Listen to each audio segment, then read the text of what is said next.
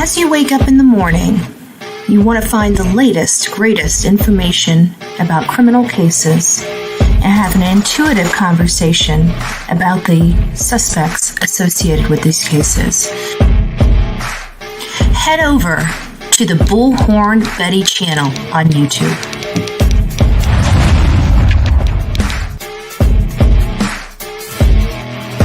Get breaking news right here on the Bullhorn Betty channel.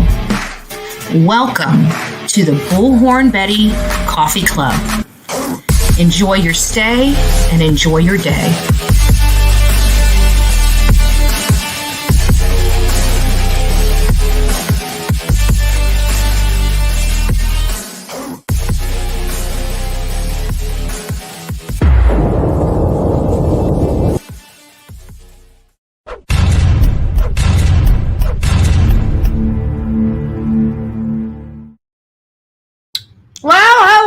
Beautiful people, I'm stuffing my face and drinking a latte. This is Asiago bread. If you've been following me all day, you will know I've almost cleared an entire loaf of these carbs. But I worked them off today. I was out in the sun. Baking and the freaking working. I worked out in the sun today. I got a shower finally, so I'm not sticky anymore. It's nice to see everybody this wonderful evening. I hope everybody is enjoying their Friday night. I know I am enjoying my Friday night. I'm absolutely enjoying my Friday night. Me and you, it's nice to see you. Be Betty, good evening, my love. Be inspirational, Misty up in the house. It's nice to see you. January, Crystal Pistol. Hey, Sherry, Maui Girl, Margie. Oh, Cheeky Chops. It's nice to see you up in the house. I want to cook for you and treat you. The flattery. I'm not through the puppy phase yet. I haven't even gotten the puppy. I'm not ready yet. I'm not ready. Country Girl Ann, it's nice to see you. Rhonda, Cindy, Diane, Deanna, it's nice to see you all. Stacy, good evening. We got Florida Girl 420. Don't know what you're all about. You roll them. You do the rolls and I'll do the rolls. My rolls and your rolls are a little different, but they both put weight on us. So just saying. Hello from White House, Tennessee. Nice to see you. Sorry for stuffing my face. I'm sorry. This Asiago bread is addictive. Okay. I mean, addictive. When you guys saw me last, we had a bigger bag. We're down to nubs now. We're down to nubs. I have almost cleared a freaking. This stuff is so good. I can't go over to Detweiler's. I just can't. I can't. I don't eat bread, but when you see Detweiler's bread, it calls your name. It's like, you gotta eat me, eat me, eat me. Robin, it's nice to see you. Pebbles. It's still 90. Oh my gosh, are you kidding me? I've been inside. I was out there for 2 hours. Yesterday, I went over to my BFFs. I sat in the sun maybe 10 minutes. Like, I hadn't been out of the house in months. Right? I haven't been out of the house in months, and I'm going out there. I'm like, oh, my God. This is killing me. I looked over at Laura. I'm like, yeah, I'm kind of done. And I stick my feet in the pool. I don't even know why I didn't go in the pool. But I think it was because we're going to go out to lunch. And I realized I didn't bring certain things with me to change. So, I didn't want to get wet and then have to go out to a restaurant. So I decided just to stick my feet in the water. And then I got so darn tired over there that I ended up coming home and we never even went out to lunch. I was there like 7 o'clock in the morning. I was ready to start. And she's like, huh? Hey, you're here already? I said, I told you I was going to start early. She's like, okay, come on in. She came calling wildfire. It's nice to see you. Good afternoon, Lisa B. Always. So I'm just going to kind of dive right in. We got a few people in here. For everybody that's coming in, it's nice to see you. I'm Bullhorn Betty. We've been covering the case of Sebastian Rogers. He's a 15-year-old. I'm about to make chicken pot pie. Oh, I love chicken pot pie. That sounds good. That does sound good. It sounds better than Asiago bread.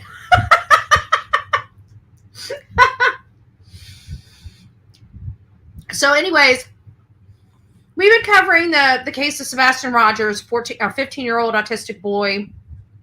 that apparently fell asleep in his home and hadn't been seen. And I just realized I forgot my freaking itinerary on the printer, so you're going to have to wait. Sorry, guys. I don't know what I was thinking.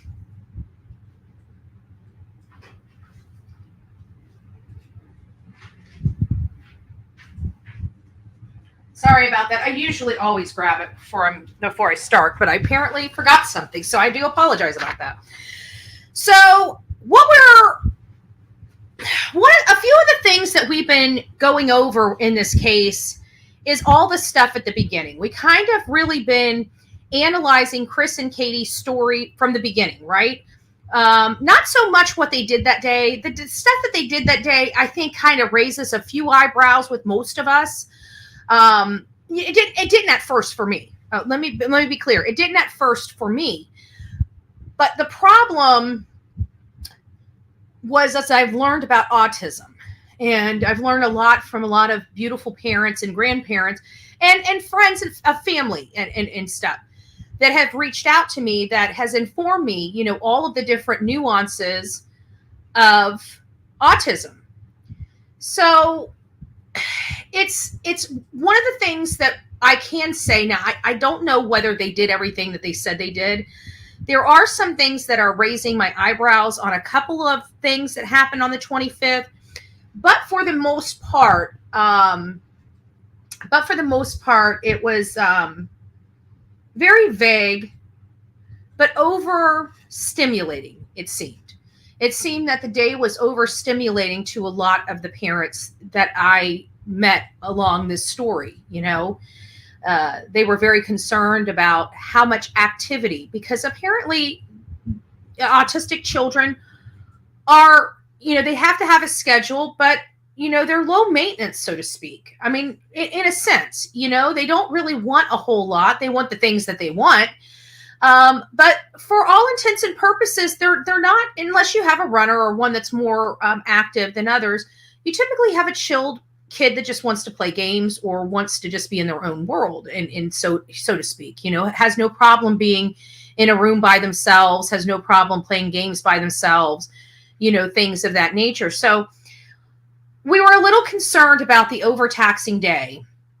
And I didn't realize what that would do to an autistic kid, but apparently it revs them up. I would think that it would exhaust them where they wouldn't want to go to sleep. I'm completely opposite. No, it revs them up so they can't go to sleep. So you can imagine how bad that could be on a Sunday night with a child amped up that needs to be going to bed and needs to go to bed because he's got work or got school the next day and needs to be there. So we're having these things. But one of the other questions, other than, his overstimulating day, could it have provoked an argument? Potentially, possibly. But what are some of the other reasons why we are here? Could there be other things that explain it? Misty from our chat, she's in here now, has been, we've been communicating like I have with many of you that have been sending me emails about, opinions and theories and perspectives. And so one of her emails she sent most recently was basically trying to figure out, why are we here? Why are we here? Is it marriage? I'm going to read it in just a second. Marriage, divorce, mercy. Did she snap? Planned? Some people believe this is all premeditated. I finally I could see where earlier I was off the kind of the premeditation because of the 3-hour call, but now I'm learning that there might be more into that. We're going to, further in the show, we're going to be talking about that, because I got we're going to be going over several of the emails that I have received just this evening about this case. And this is one of them. So I think I need to go ahead and read the email because the notes are based upon the email itself. So this was what Misty had said. She said, did Katie plot all of this because she has major hatred towards Seth? I thought that was a legitimate question. Is jealousy over Sebastian's bond with Seth or something else against Seth? And I like how she couched this because it's something, we feel like there's been some hostility between her and Seth, but it seems all new to us because we don't know what's really going on in this case. We don't know these people, we're learning of them as we go along. How was the relationship prior to this disappearance? But we have to go to the facts. And as Misty's saying, there are too many facts that revolve around Katie and Seth. They were married for 8 years. Katie filed for divorce from Seth and reported her son exactly 8 years apart. And on top of all that, Katie refuses to communicate with Seth in any way. Have we all been looking at this wrong? Maybe we need to look at this from the WTF. What the F does Katie got against Seth? And is it too strong that she would plan to take their son's life due to whatever butthurt feelings she has against Seth? I don't think we've discussed that. And she's got another part here, but I want to stop right there so I can come back over here and have a discussion with you guys. Is this, a lot of you guys brought to my attention. I know Justin for All had ran a story related to what did he run the divorce decree? Thank you. Golly, I couldn't spit it out. The divorce decree being filed on February 26th in 2016. Literally 8 years to the day that Sebastian was reported missing. And so that was a little concerning because it was 8 years ago that this happened, exactly 8 years since they've been separated. So, could this have some type of relevance to it? What do you think the hostility is from Katie to Seth? See, I have always assumed that if this was more premeditated, the reason, they had just talked about Sebastian going to Seth's. So why now? Why when it was so close to him going to his father's? Is it because she didn't want Seth having him? Or could it be jealousy? Or could it be, I've always thought that it's possible that it's because of the abuse in that home. I thought she was scared that when Sebastian got to his dad's house, he would tell his dad what was going on in their house, and she was in fear of never being able to see him or whatever. Oh, Michelle, thank you. God bless you. God bless you for that. Thank you. So whoever got that, the gifted membership, please don't forget to tell Michelle thank you. So that is really kind of interesting, but let me go ahead and read the rest of it. So this is kind of where she breaks down some information here. So Chris contacts Seth about Sebastian missing, leaves work, gets to Katie and Chris's house. Katie shoves her phone in his face with a picture of Sebastian on it and tells him what? Katie is sitting down crying, and then Seth says something about Kathy B and someone talking about jewelry and their next vacay. Seth leaves and goes and looks for Sebastian. He said he didn't spend the night, but he was there almost 3 days. And he stated that he and Chris went somewhere and was looking for Sebastian and then spent the first 3 days actually working together. And then after Chris and Katie found out that Seth's sister started the GoFundMe for Seth to be able to pay his bills and pay for all the things that must be paid when he was searching for his missing child.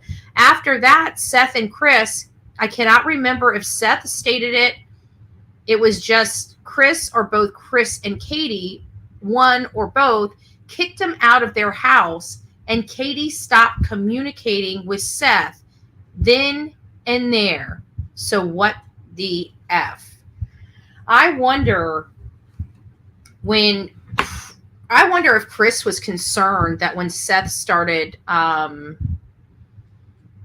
when Seth started doing the GoFundMe and people generating money and it was collecting money, I think he was worried that the case was getting big.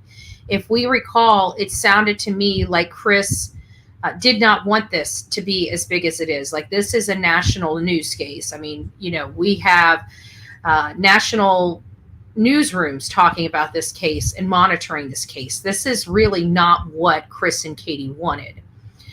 So we have that, and we've been talking a lot about theories around why Chris and Katie insist on certain things, right? They're very insistent on us believing that Sebastian walked out the door, even though there's no evidence to support it and no one's physically saw him walk out the door. Never once, not one time, are they entertaining the possibility that their child was abducted, even though he has no history of leaving the home, and he left the home without any of his must-have items. He's a highly functioning autistic boy, which means he still has meltdowns when he doesn't get his way. One of the things that he has a meltdown over is he needs his shoes on, and he likes playing his video games. And according to his father, he keeps his phone charged to be sure that whenever his dad calls, he can speak to his father. So all of these items, these must-have items, and when I mean must-have, they're not want items for Sebastian Rogers. These are items he needs so he doesn't have a meltdown or a episode. He doesn't like dirt. He will swim, and he's a good swimmer, but only in pools. He doesn't like dirty water, and he doesn't like any kind of dirt on his hands or feet. So even if he did walk out of the house and leave, he most likely would have kept to hard surfaces because he doesn't like the dirt that would have come or the mud that would have come by walking in the woods or in water. You got to think he would have most likely, if he got muddy, he most likely would have had a meltdown right then and there. A complete, utter meltdown, loud, probably very, very noticeable, Having a meltdown when you don't get your way is not autism. They have things that trigger them. They have sensory issues. One of those sensory issues is dirt. I don't know what you're talking about, Princess. I've spoke to literally hundreds of parents with autistic children. Do you yourself have an autistic child? Because, I can let the parents in here talk for themselves. I don't have to talk for them, but I can tell you, right now we have 441 people in this chat, and I can guarantee you there's at least 50 to 75 or maybe even 100 of them that have autistic children. So, I can more than happy let them speak for themselves. Do we know why Seth had not seen Sebastian for a while prior to him going missing? He did see him. He only gets to see him once every other weekend in the summer breaks. And that's why it was so very important, because Chris wanted him to punish Sebastian. Like, if Sebastian got tired or got in trouble at his house, he wanted Seth, the one day that he got to spend with his son, he only gets to spend basically 2 days with him a month until summer. That's not enough for a father that loves his son. And so the little bit of time that Seth got with his son, Chris wanted him to have him in punishment and in diapers. Absolutely in punishment and in diapers. And Seth said no. I will be damned if a step-parent comes and tells me how to raise my child. I'm sorry. I would. I just have a huge problem with it. But getting on to it, why are they so insistent that this is not an abduction when they don't know what happened to their son? They never saw their son walk out the front door. There's no evidence from law enforcement that this child walked out this front door.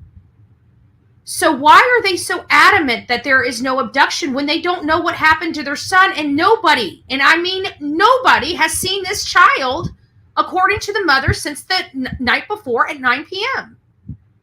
So what would make them automatically assume he walked out of the house when he didn't even put his shoes on? What in the world implied with him? implied to them that he left willingly or on his own for them to make such a statement in an investigation. They wanted to make sure that option was completely shut down. Why? So now that we know that we're having issues for them comprehending the possibility, which there is a reason, because I'm telling you, it has been 3 months and they're still not entertaining the possibility of an abduction. That doesn't make sense to me.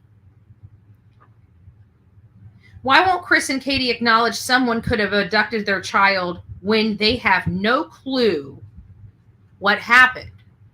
And this goes over another of our members in here. I know Misty didn't mind. Did you give me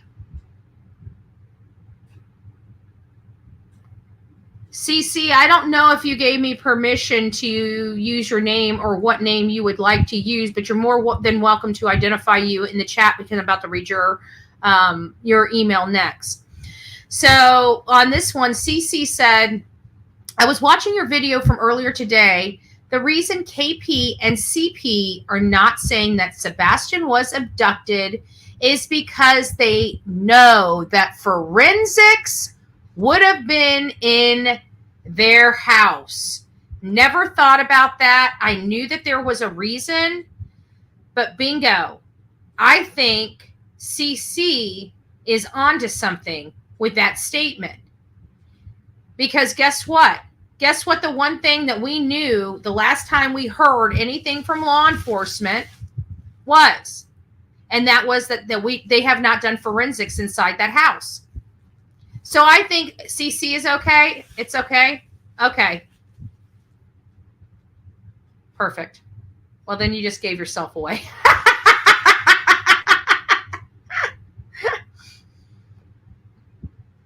So don't mind me with the Asiago. You guys are going to have to watch me. I'm telling you, this stuff is addictive. I got 2 more slices and I'm not done until I'm done with the 2 slices. I'm sorry. And you guys get to watch me do it. I'll hate myself tomorrow. So we knew that. We were upset about the forensics, but I think this makes more sense than anything. I said the investigation. I was more general, but I think it's this right here that's more specific. I think it would be the forensics, because what is the one thing that they have been able to avoid? What is the one thing that they've been able to avoid since the onset that we know so far? They've been able to avoid fingerprinting, and they were able to avoid forensics in their home. Collecting evidence. And they know that when forensic checks for fingerprints, they would not find any proof at all. And it would have made the situation more obvious. KP and CP are very slick. So they chose to say that Sebastian ran away so LE can be focused on wanting to search inside their home. Oh, excuse me, less focused on wanting to search inside their home. I'm starting to think that CP and KP called their friends, neighbors, Sebastian's friends, parents, because it's really strange and weird that nobody came forward to speak about anything. And Chris is so controlling and narcissistic, that guy cannot be trusted at all, him or KP. This makes me think that they planned all of it. Thank you. So I like this. I mean, I don't like this, but it makes sense to me. I like this because we have been very confused and not have a whole lot of information for a whole lot. So we're having to put some stuff in. But there has been some thought process that went in here, and you were talking about thought process that went in. If we were to think, and I know people are bouncing around with premeditation or no premeditation. Like me, right now I'm still on I've got several working theories, as you know. 2 of them came off. I think I had a total of 5 at the beginning. 2 of them came off, and I'm working on 3 additional ones. But one of the theories has the premeditation aspect to it. Was this premeditated? I I truly don't know. But I can tell you that was a lot of quick thinking on their feet very quickly if it wasn't premeditated. Just saying. Down to it. But you know what? We have to remember, if Chris's family's in law enforcement,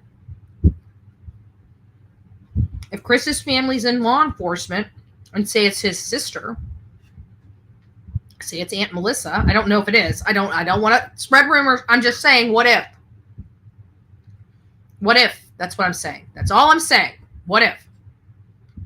Would the family members share with him some policies and procedures to help him without helping him? I don't know.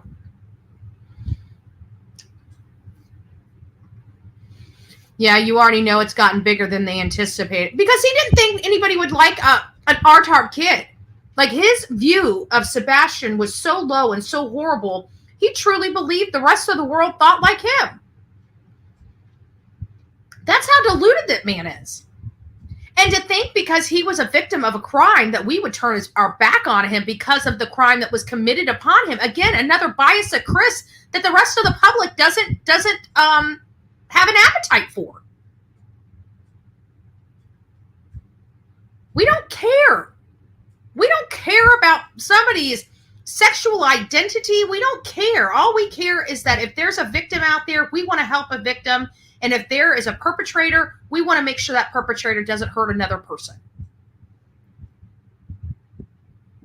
We don't care what they're, we want to be sympathetic, especially something like this. But even if it was a grown man, it wouldn't change. It wouldn't change. It wouldn't change nothing. What happened to somebody, a victim of a crime, wouldn't change how hard. Actually, to be honest with you, after hearing him say that, it made me fight. It made me want to work 10 times harder after hearing that nonsense come out of Chris's mouth. 10 times harder, 100 times harder. I remember that night I was so fuming when I heard that. I went straight to the maps. And I'm telling you, I literally worked. I think that night, I worked until 4 o'clock in the morning hitting those maps. Because I'm I'm a determined woman, okay? I'm a determined woman, and I feel that boy was not treated right. And when Chris actually thought that the world would turn away from Sebastian because of a crime that was perpetrated on him when he was 8 years old, he had a rude awakening.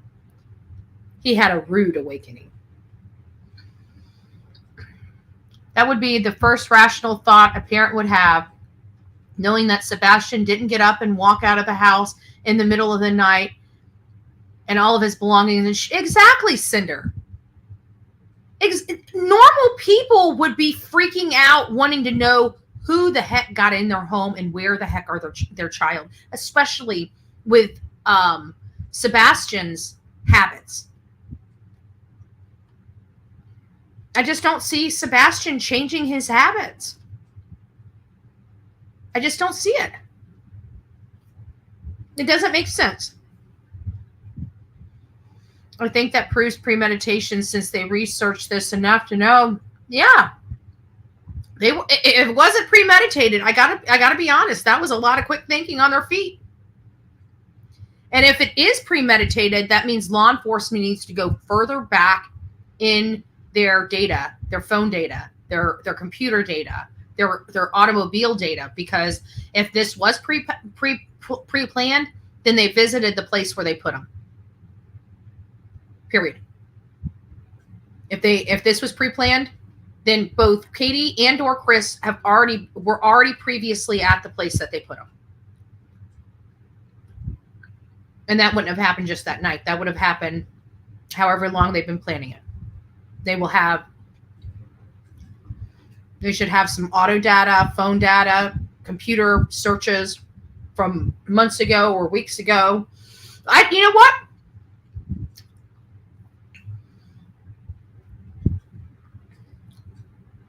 We need to find out from Seth. When Chris approached him. Around what area did they approach him? because they were either already starting to talk about it. If it was premeditated, I'm not saying that it is or that I believe it. I'm just playing devil's advocate. If it was premeditated, then those conversations would have been around that time, I believe, because they may have been talking about it and it may have been like, let's just send him to his father's. And they agreed on it, and then she just couldn't let go or something like that. Some, whatever. I truly think that this is much simpler. I don't think it's had anything to do with the 8 years or the fact that it might, just me personally, I haven't found anything that pushes me over that edge yet. So I truly believe that there was an altercation and Katie went too far. Either because she was intoxicated and did not realize how strong she was or how powerful she was. And I'm not saying I'm right by any stretch of the imagination. I'm not saying that I'm right. Guys, I want to tell you, Sonia has Team Foul Play shirts in stock. Order your Team Foul Play shirt related to this.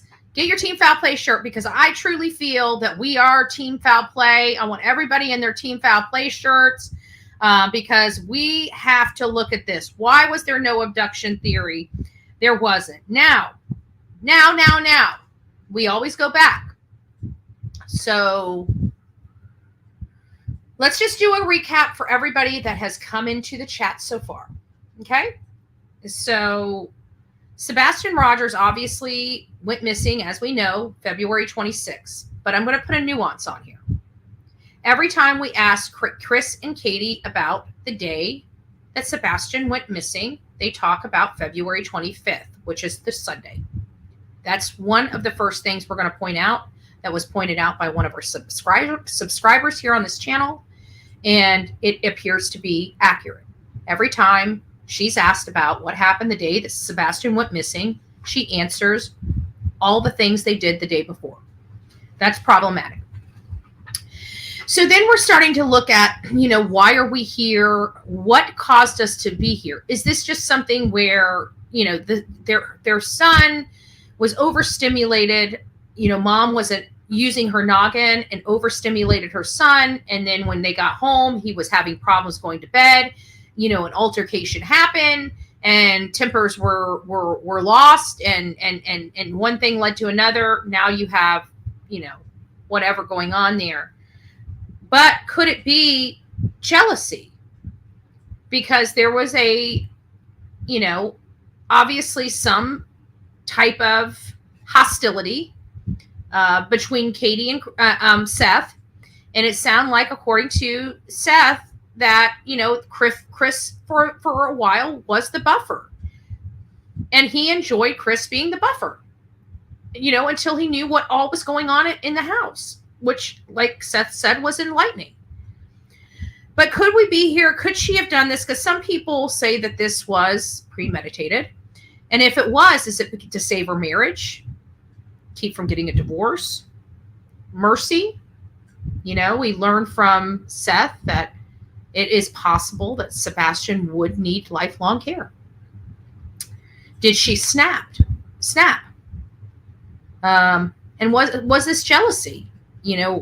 We have made a indication. It's noticed that it appears Katie filed for divorce exactly 8 years before her son disappeared, to the day. And then after that, ceases all communication with her son's biological father. Little concerning. Then we started talking about, whether or not Sebastian could have walked out of the house, or why the parents are wanting him to appear to have walked out of the house. Because to me, based on what we're seeing here, it seems like any normal or natural parent would automatically think their child was abducted. Except in this particular case, they want to make sure that it is crystal clear he was not. So why no abduction theory? This could be their plan B. This could be their scapegoat. And they're choosing not. So why?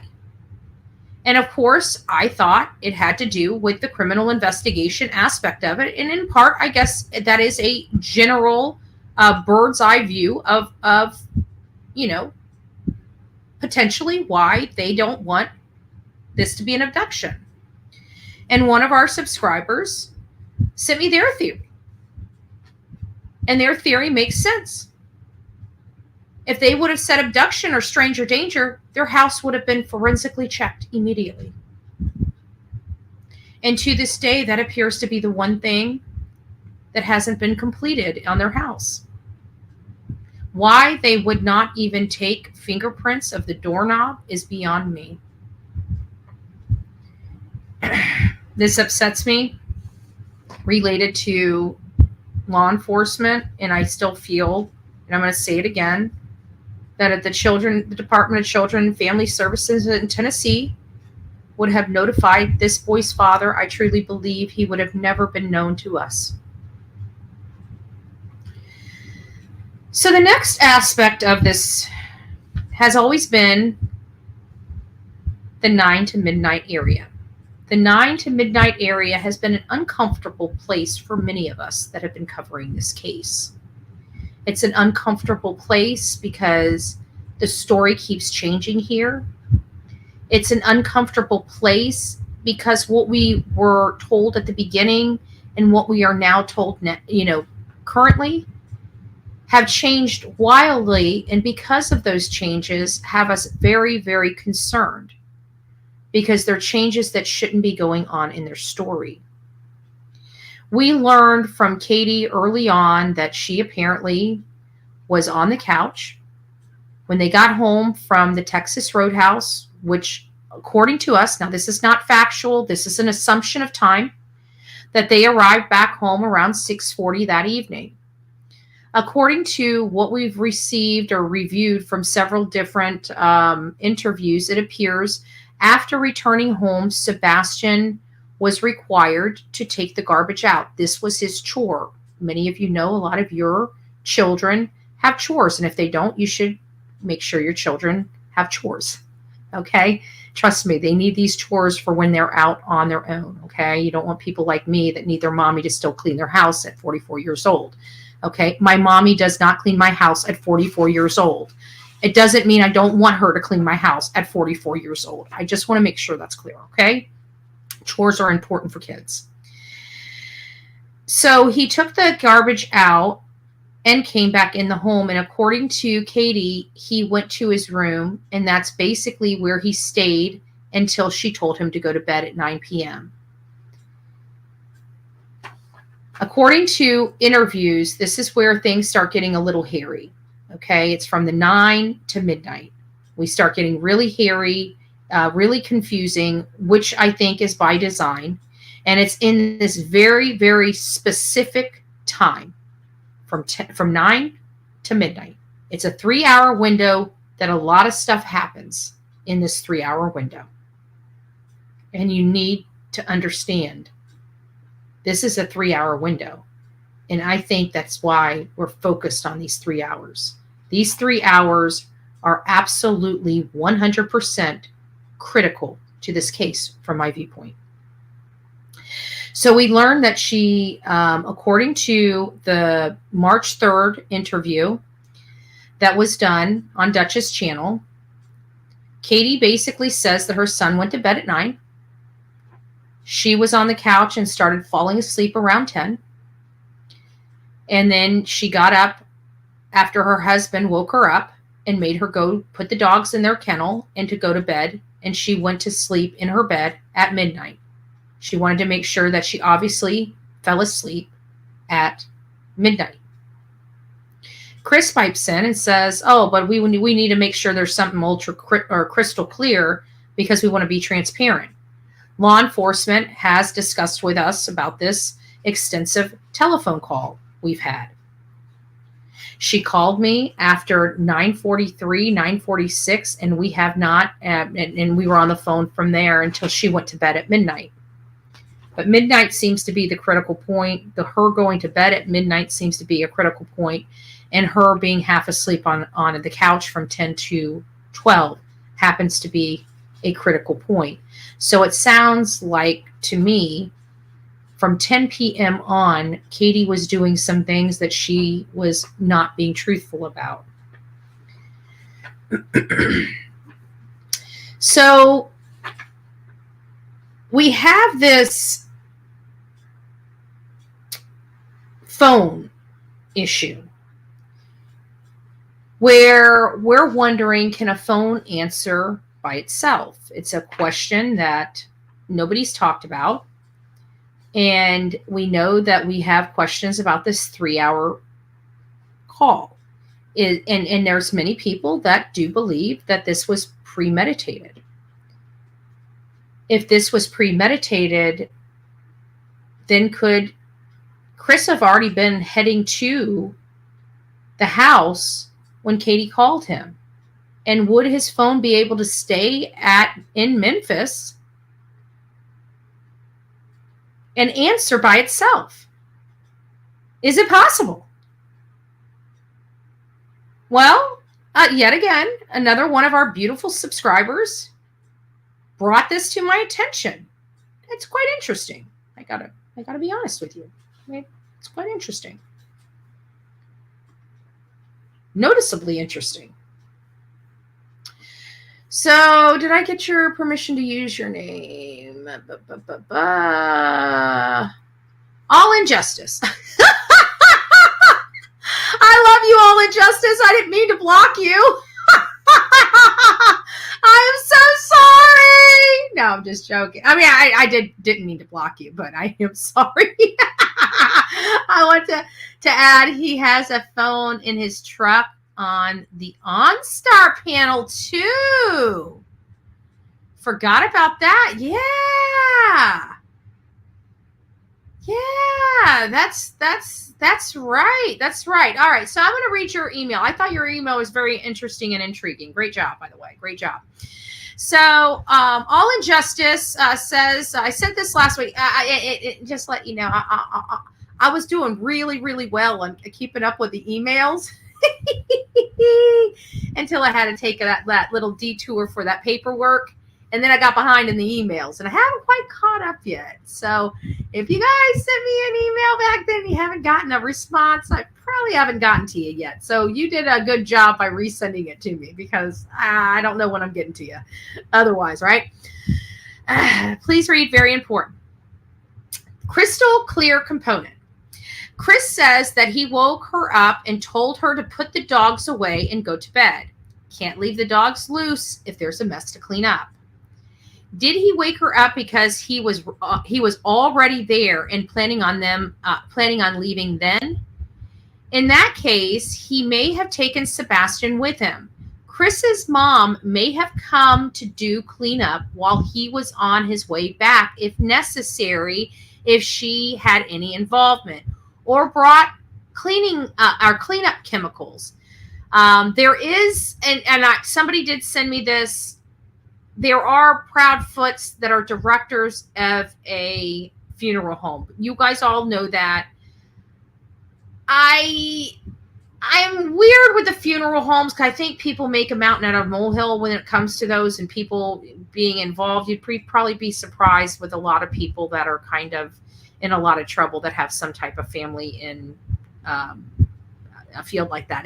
Either way, it is something we should look at, but I don't know. It just gives me the heebie-jeebies. I don't like funerals, but doesn't her husband have a funeral home involvement? There is family. I've seen it myself, so I can say I don't know what the makeup is. You know what positions, or whether they're owners or own it or own the building, or how it works.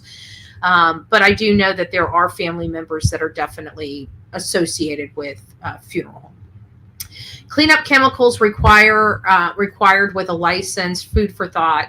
There are some, and I know that there are some chemicals that require licenses. Now let's discuss the precise 9:34 phone call he claims was verified by all the ABCs of law enforcement. My guess is he left his phone in Memphis at the camper, which would make this premeditated. So I went over to my Google search friend. I asked Google how to automatically answer a phone or answer a phone call on my cell. Bingo, bango. Yeah, super easy. Here's the video for Samsung and attached a quick instruction guide for the iPhone. Suffice it to say, Chris did not need to be in Memphis to answer the alibi call he claims is law enforcement verified.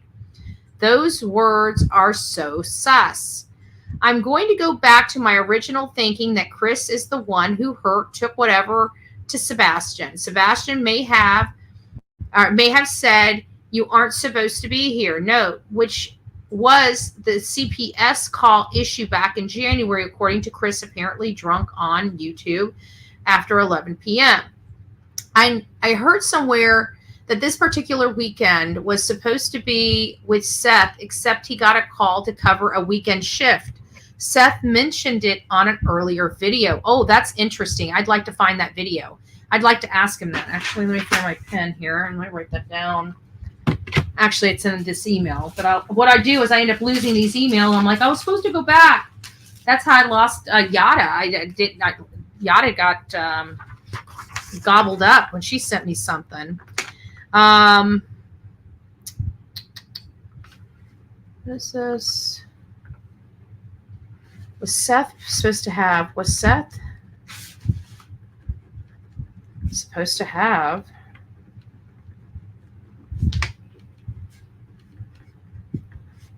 Sebastian Rogers that weekend? That would be interesting. Maybe she was upset she didn't get to go see her husband because he was there. I don't know. But yeah. So I heard somewhere in a particular weekend, I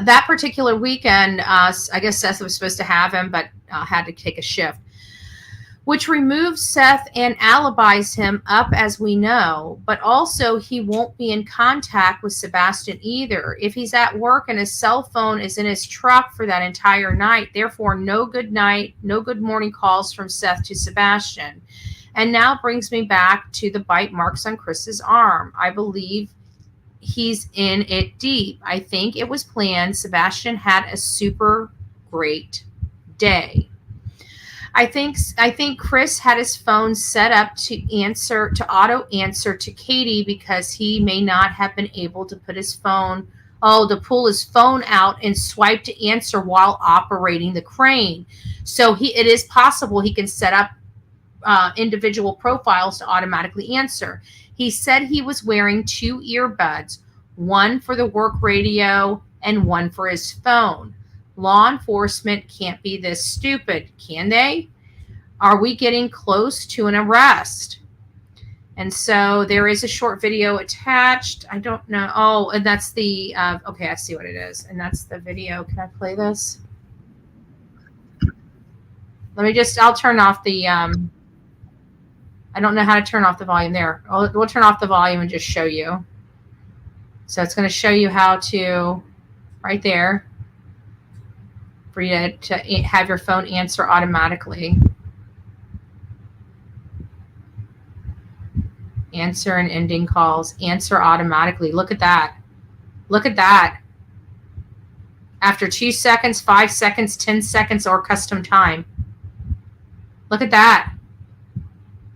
Did you guys see that? Is it on the screen? Oh, it's not even on the screen. Sorry, guys. Let me put it on the screen. I'll play it. I'll replay it. Let me open this up. Hold on a second. There we go. I don't know if I can get this bigger. Oh, there we go.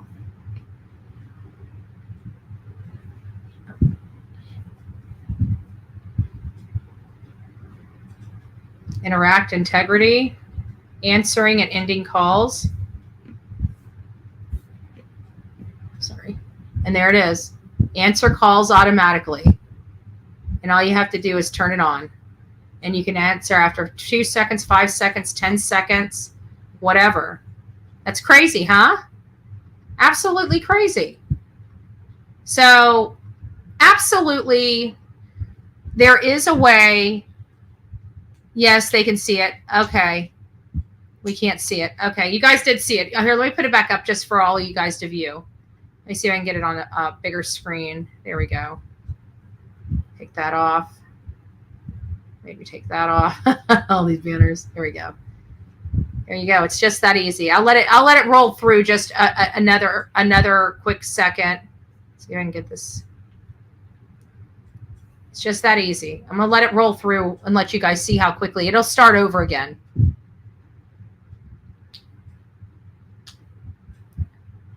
Kind of sucks that can I turn off the, I don't know why these things have closed caption. Can I turn off the closed cap? Okay, hold on. Sorry.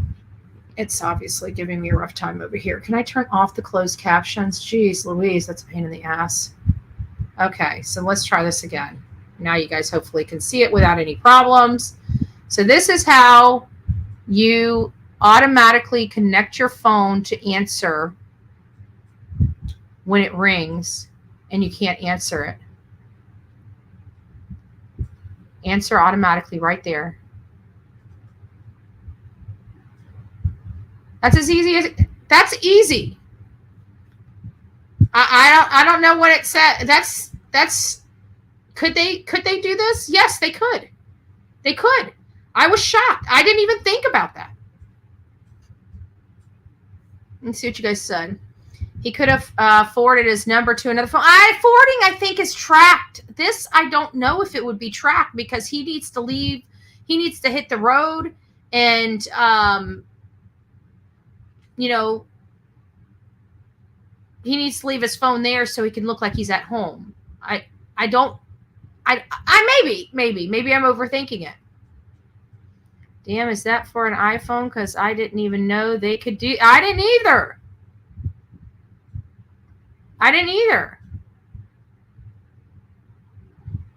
All Injustice. Don't forget to tell her thank you. That was great work by All Injustice. All Injustice. Thank you so much for that. Forwarding hunts the second number on the chain. Yeah. So that wouldn't work, but they would need the alibi. So could he have already been heading toward his home by the time she called? The answer is yes. The answer is yes. That phone could have picked up without him even being next to it. It's huge. Now, whether he did this or not, or even knew about it, that's a different story. But it's possible. It seemed like they were very techy. It seemed like they were very strict on the technology that was in and out of the home. So, good observation, Stacy. Let me see what Stacy says. Could have rode his motorcycle. Many people have said that. Many people have brought the possibility of the motorcycle up, and we don't know where it was. We don't know where it's been. We don't know who has it. We don't know where it's stored. We don't know if it was stored there. We don't know if it wasn't stored there. Sorry, guys, I'm having a little bit of a problem. I'm having a mess here. So we really just don't know. But is it possible? The answer is yet again, yes, it is possible. It's absolutely possible. It is absolutely 100% possible that he could have had other modes of transportation to get him back to Hendersonville.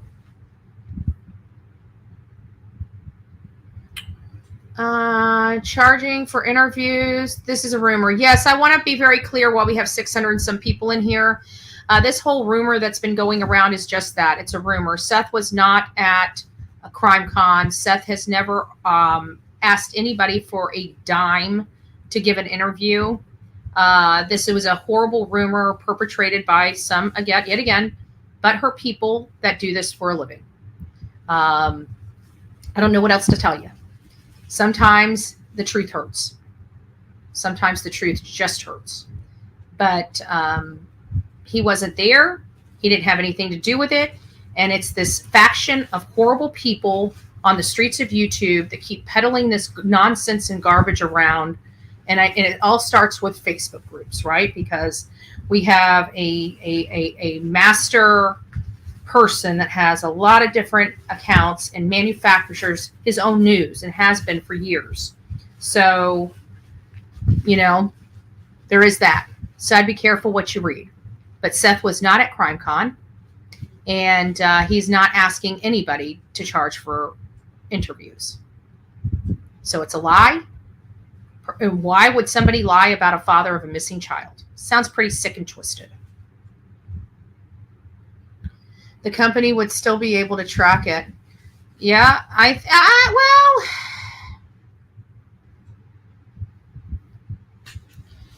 could he have borrowed a friend's truck, a coworker's truck?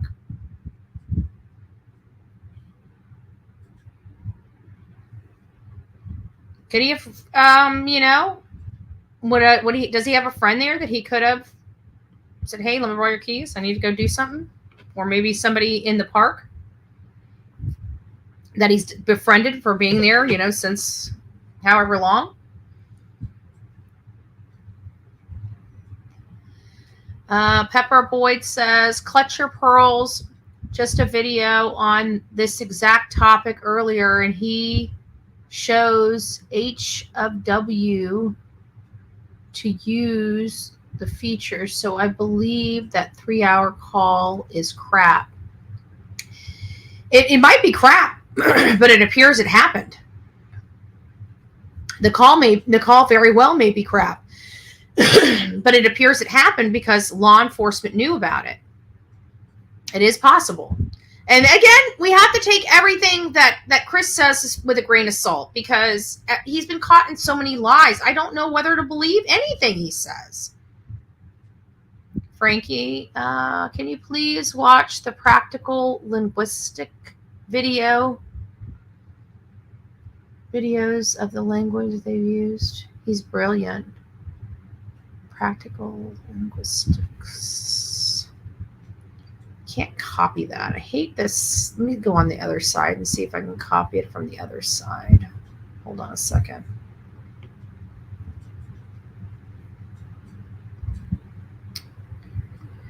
What am I doing? I forgot. Practical linguistics. Practical linguistics. Practical linguistics. Practical linguistics. Give me just a second.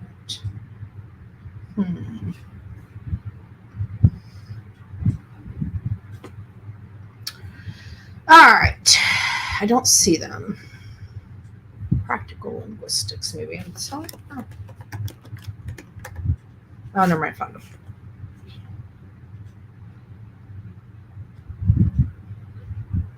Okay. So I found it. I will, now that I've got it pulled up, I will watch it. I will watch it. We won't watch it live right now. We won't watch it live right now because we have a couple. If you dial 911, state automatically gets involved in the report and charges. But if you call, that's interesting. Where did you learn that? I've never heard that before. There's something all messed up with this. There's a lot of different, there's a lot of decisions that were made that make us wonder why. I think it's the 17-hour trip Chris had, honestly. Chris had a 17-hour trip after he came home. Oh, thank you, Mr. Quinn. Yeah, no, he's got nothing to do with it. I feel so bad for him. I wish people would leave the man alone. To me, what people are doing is just pure evil. I'm going to call it what it is. It's evil. And I'm tired of people thinking that behavior is okay. There's nothing to justify attacking an innocent man when he's missing his child. If you've got something to say, wait until he gets his child back. Like, how heartless can you fucking be? Seriously. Seriously. I'm not saying that he was on the sidelines. What does it say? Hold on. In the bushes, if you know what I mean. I'm walking in on a conversation. No, he's not searching for his kids. Nothing has happened.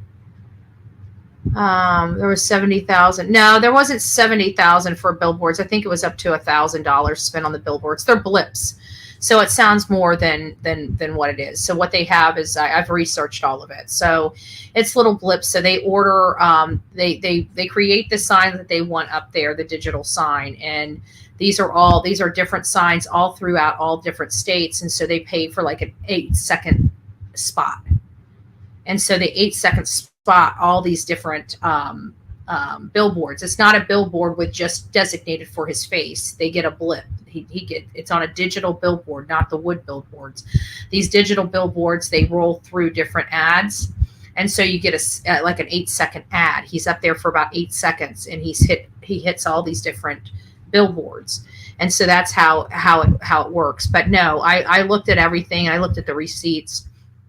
It wasn't $70,000 by any stretch of the imagination. It was just, when I saw it was a little over $1,000 that had already been spent. And it said at the bottom that it's about $20 a day that they're spending on advertisement.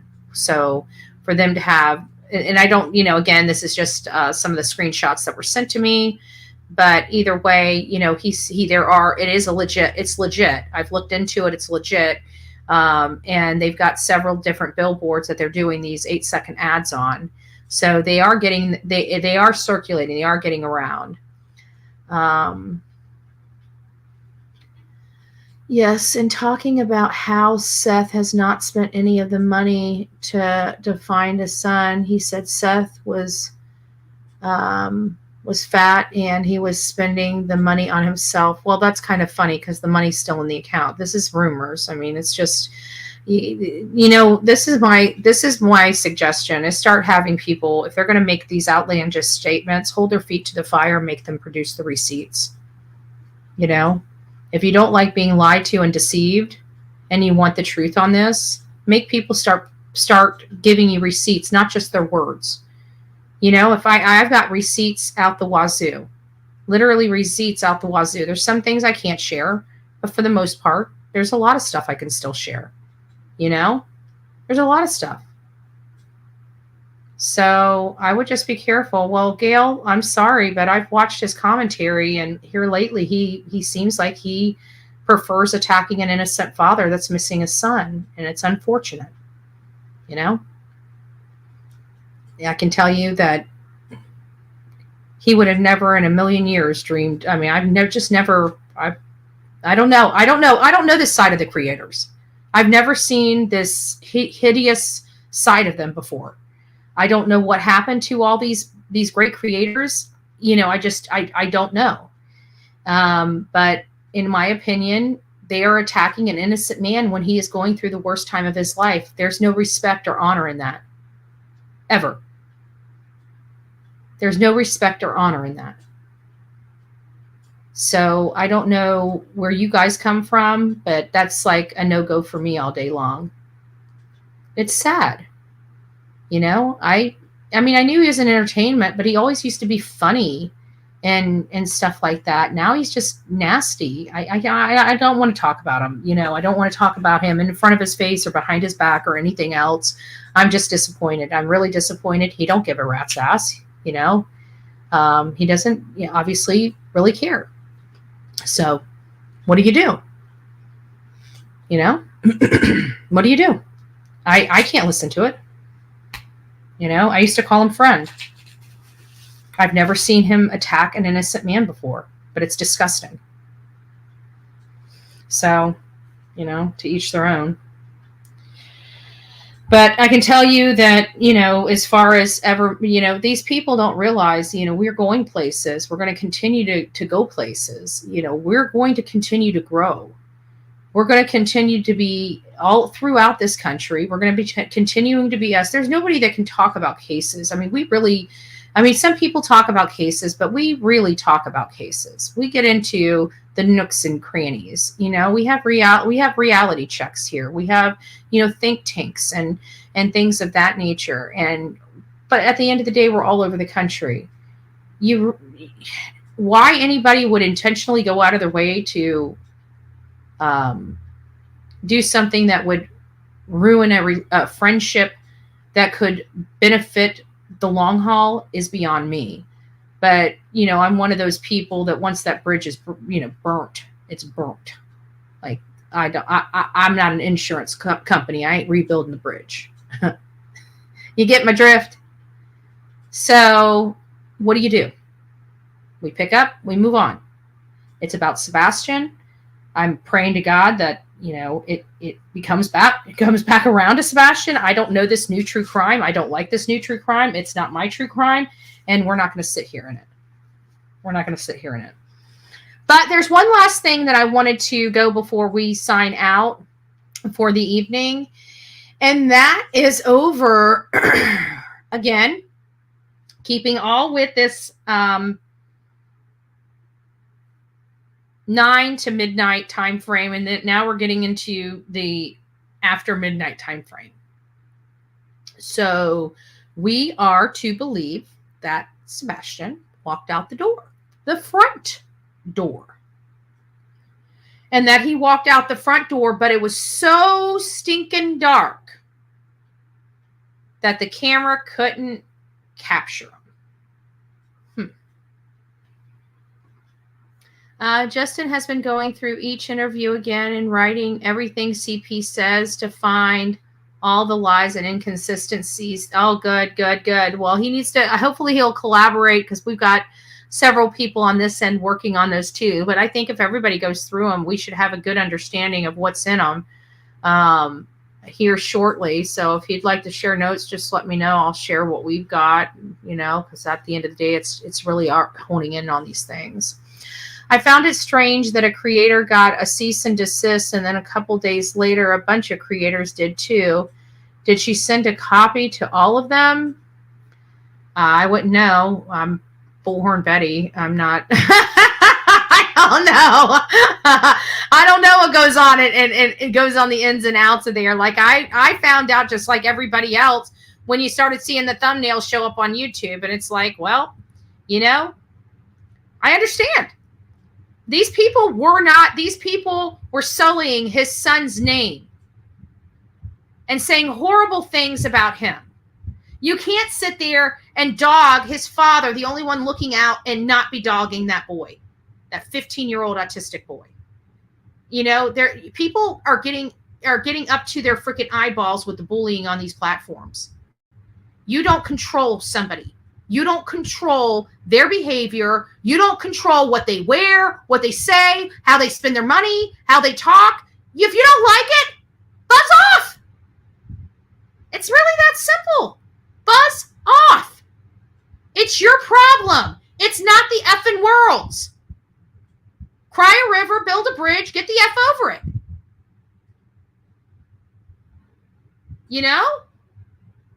This nonsense that people can just treat people like shit and have no accountability for their actions is horseshit.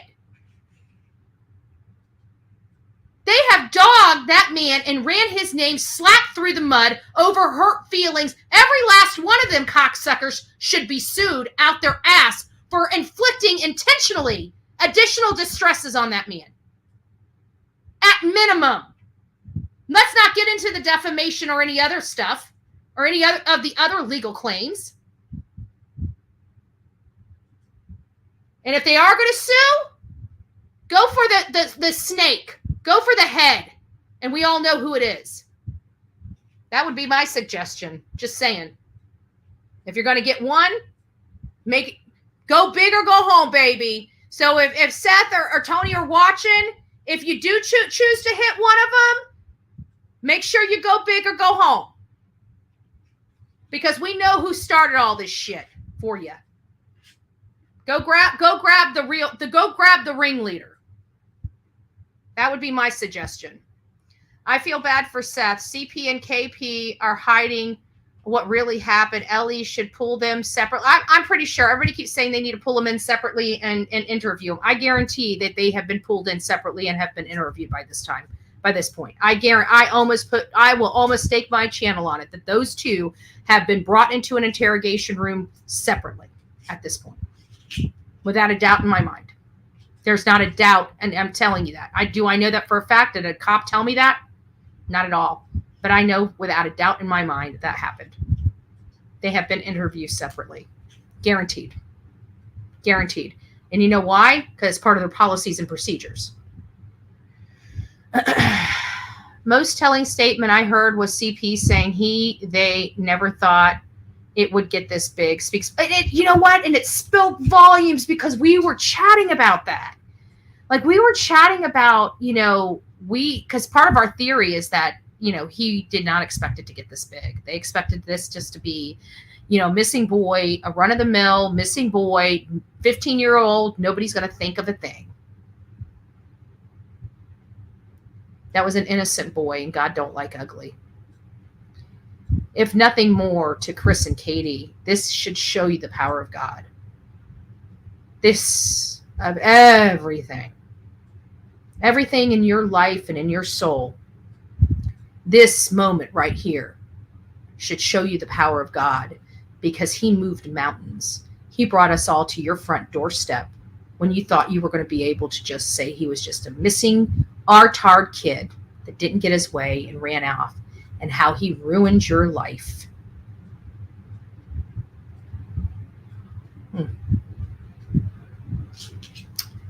Remember that church you were telling Seth to go to? Mm-hmm. Okay, Christopher. Crystal clear. Go, Betty. That fake journalist is seriously unbalanced and dangerous in cases like this. I appreciate you. Thank you. Yeah, it's been sad. It's been sad what I've watched, but you know what? Like I said, everything happens for a reason.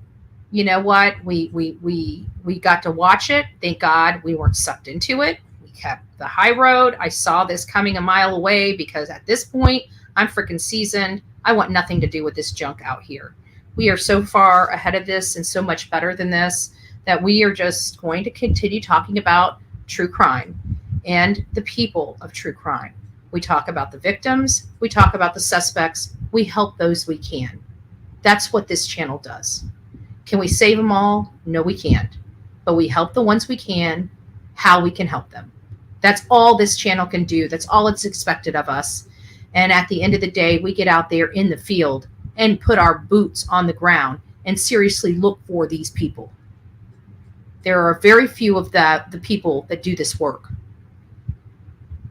And just because you're sitting there following someone around with a camera doesn't constitute you searching. We search. Cameras are second nature. If I attach my cameras and it goes out in the middle of a search, it goes out in the middle of the search until I can come to a stopping point to fix it. That's how we roll.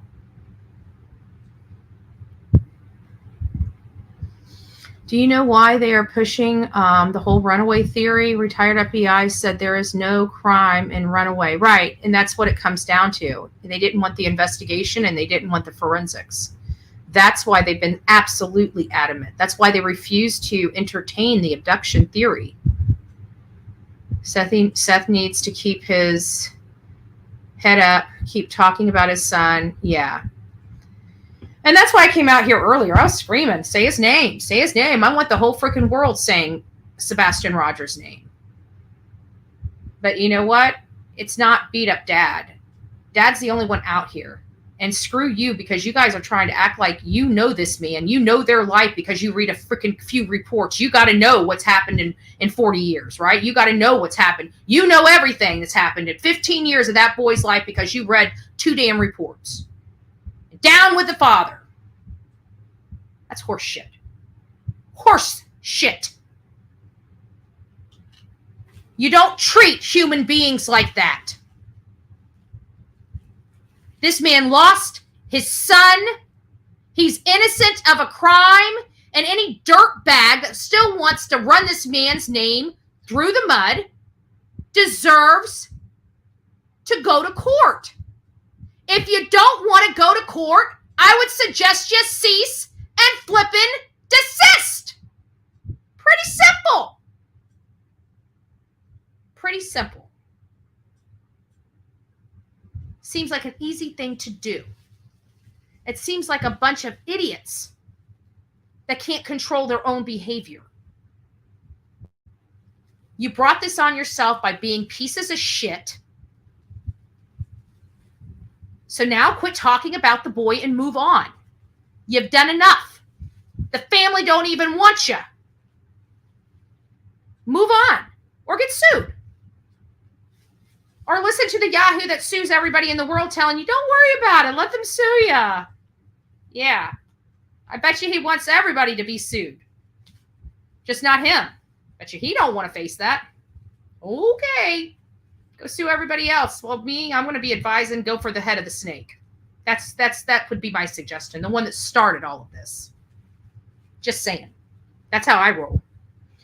All right, guys. I hope you guys have a good day or good evening. It's Friday. If you guys are choosing to tip it back, please be responsible. If you're going out for an evening drinking with friends, have a DD or leave the keys at home and Uber it. There's no reason to drink and drive this day and age. Unless you live out in the boonies and nobody's on the road, you still shouldn't drink and drive. But, you know, I've been out in the boonies and realized you guys don't even have Uber out there. So I don't know what to tell you guys. I just wouldn't drink and drive. Maybe stay home. Stay home, have a party at the house where nobody's got to leave. That's probably what you boys need to be doing. Just saying. Just saying. All right, guys, you take care. God bless. I hope you learned something. Send me your questions. Send me your theories. Send me your perspective. And, of course, if you guys are looking at interviews, send me your breakdowns. If you want me to know something, just let me know. And I am happy to discuss the topics with you and give you resources if you need them. God bless.